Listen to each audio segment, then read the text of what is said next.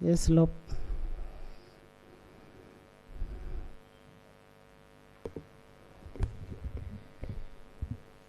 Thank you, Right Honourable Speaker.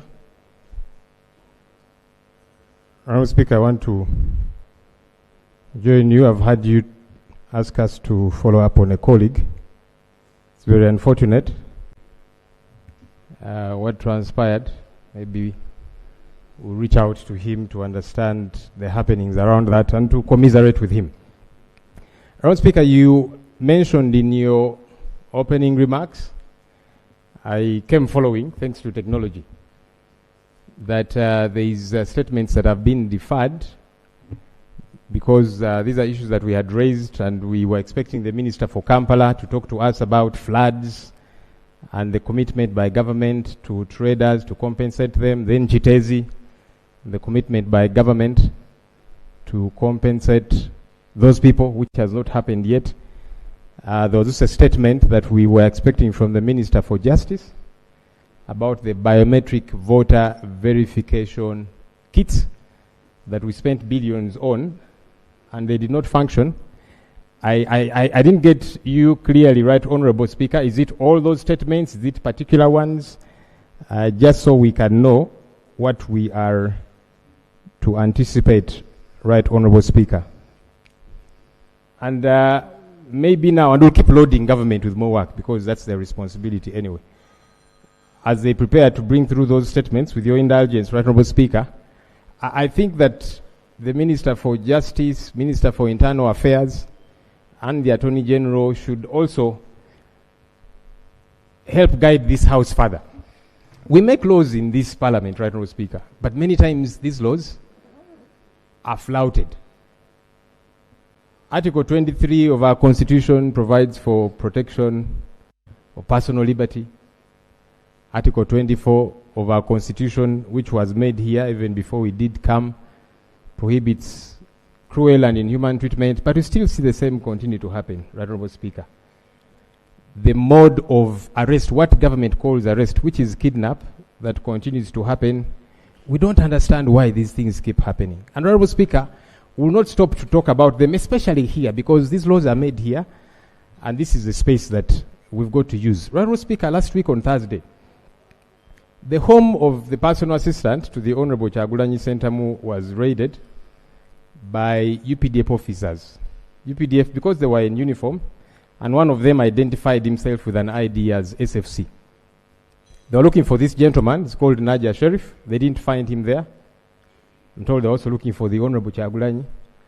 Obviously, he was not there. And they picked up the wife to this gentleman called Natabi Fauzia. That was Thursday last week. The home was left abandoned. The little children, her mother was taken away. Up to now, Honourable Speaker, we don't know where this young lady is.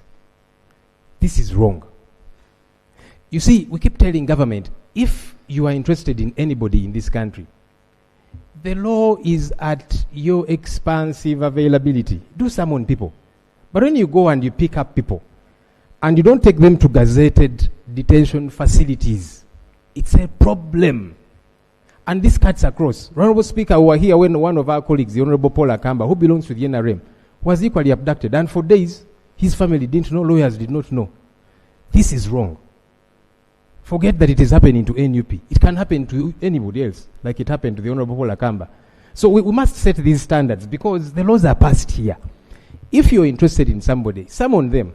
When they fail to show up, I cannot defend, even as a lawyer, if somebody is summoned and they don't show up, I'll not defend somebody who is picked up when they were summoned and they didn't show up. Because if they summon you and you fail to show up, then they'll come for you somehow. But if somebody has not been summoned at all, you go and you pick them from their home. And for days, nobody knows where they are. Lawyers don't know where to start from. Family doesn't know. It is wrong. And we must stop this behavior, government. If you're interested in people, summon them properly so that they're able to show up. So I hope that the Minister for Internal Affairs, Justice, Attorney General can talk to us as Parliament. These laws, are they irrelevant? That the Constitution has been torpedoed, so it is that means even this Parliament is irrelevant. Because this Parliament passes laws. Finally, Right Honourable Speaker, this Parliament here appropriated money to the Electoral Commission for its operations for the just concluded election. We were here, we quarreled, and some of us opposed the number of the allocations, but the majority had the day. We have learned, Honorable Speaker, that police officers who guarded presidential candidates have not gotten their allowances to date. The Deputy IGP was in the Public Affairs Accounts Committee last week, and he said, yes, I've also learned that the people have not been, those officers not been given their allowances, but the Electoral Commission is the one in charge. So can we know from government, good enough Minister of Finance is here, did the Electoral Commission not get all of this money? Because they delivered on their duty, they should be paid. If anything, what we see nowadays is they are being hounded, they are being arrested, they have been dismissed from the police force, specifically those who are guarding the Honorable Kyagulanyi Ssentamu. For what? Doing their job. So you don't give them their allowances, which they are entitled to, then you arrest them, then you're dismissing them from the force. It is wrong. When people have worked, they need to be paid. And that money was passed here, Right Honorable Speaker. So I think it is important that we get to understand from government what happened. Did somebody take this money? Honorable Speaker, allow information from Senior Counsel. And then I'll also mention, because Honorable Speaker, you mentioned that regarding the alternative ministerial policy statements, Honorable Speaker, we are ready to begin laying even tomorrow. That's how effective we are as the opposition.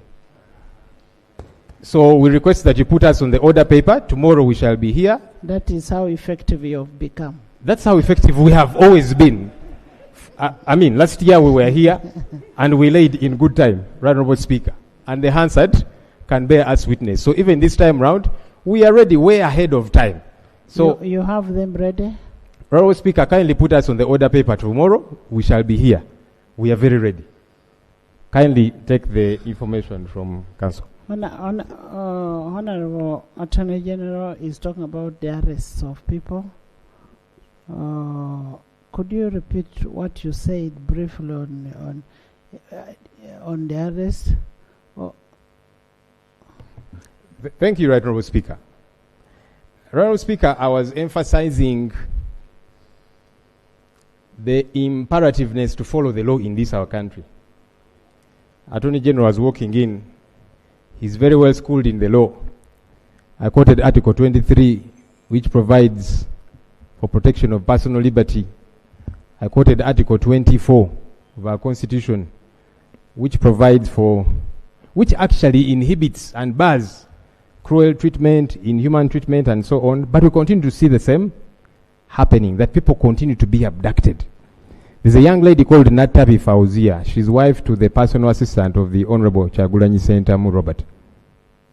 The home of this personal assistant was raided by men in UPDF uniform. One of them identified himself as SFC with his ID. They asked for where this gentleman was. He's called Nadia Sheriff Ssenyonyi. The wife said, I'm not too sure where he is right now. And they took the wife. That was Thursday last week. They left the little children unattended too. Up to now, we don't know where this young lady is.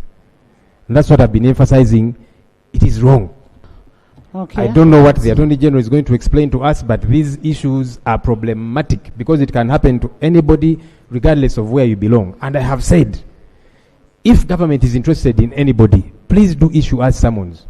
And say, Joel Ssenyonyi, we require you tomorrow at this police station at CIID headquarters at 9 a.m. I will be there at 8:30 because I'm a law-abiding citizen. But this business of picking people and then you cannot account for them for days, it is wrong. Okay. And it has to stop because otherwise it's going to eat up. Okay. Honorable Attorney General, you've heard.